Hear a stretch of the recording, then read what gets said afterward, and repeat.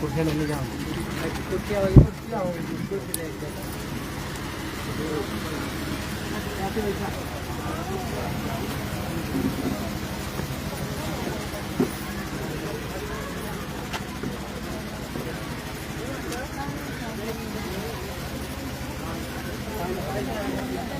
Plus बांध दिया है।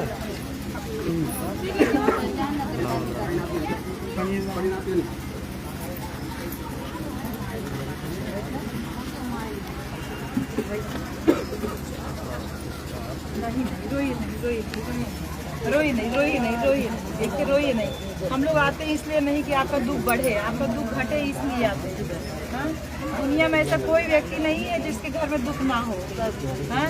हम लोगों के भी घर में इतना मैयत हुआ, सब हुआ, लेकिन जब निकलना है बाहर तब निकलना ही है। हाँ? सब दुनिया में दुखी है। हाँ?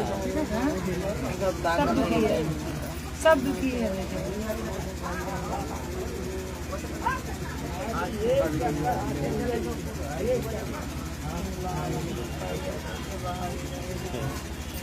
अब जो चीज हम लोग के हाथ में नहीं है क्या कर सकते हैं। आपका लिखा है आप हैं, उनका नहीं लिखा था वो चले गए। हाँ? हम कितना जगह जा रहे हैं, हम खुद कभी नहीं रह पाते। हम इतना परेशान हो जाते हैं रोते रोते कि हम क्या, तो किसी का 1 महीने का बच्चा है, किसी का बच्चा पेट में है, आदमी चला गया है, सब है।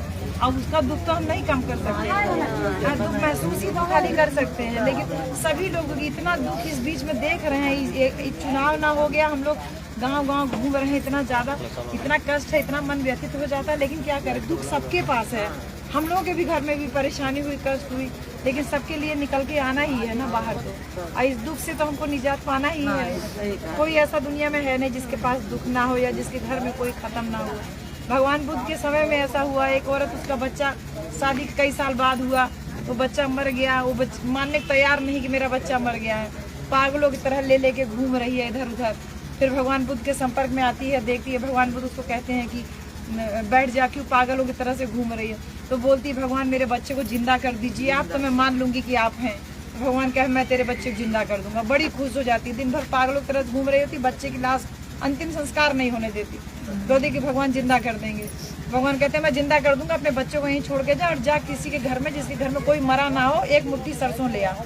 अब वो घूम रही है पूरे गांव में, जिसके दरवाजे जाती उसके दरवाजे बोलती कि मुट्ठी सरसों तो मिल जाती, लेकिन नहीं कहती तुम्हारे घर में कोई मरा तो नहीं। कहे नहीं, हमारे कुछ दिन पहले हमारी माँ मर गई, कोई कहे बाप मर गया, कोई बेटा, कोई रिश्तेदार, कोई उसको गांव में एक घर ऐसा मिला नहीं जिसके घर में मृत्यु ना हुई हो। तो शाम को जब उसका थोड़ा सा होश संभलता है कि हर घर में तो मृत्यु हुई, तो मेरा बच्चा कौन सा अलग है, मेरे घर में भी मृत्यु हुई है। तब भगवान के पास आती है, हाथ जोड़ती है, कहती है मुझसे गलती हो गई, और फिर वो संभालती है। तो कहती है कि ऐसा कोई घर में जहाँ मृत्यु ना हुई।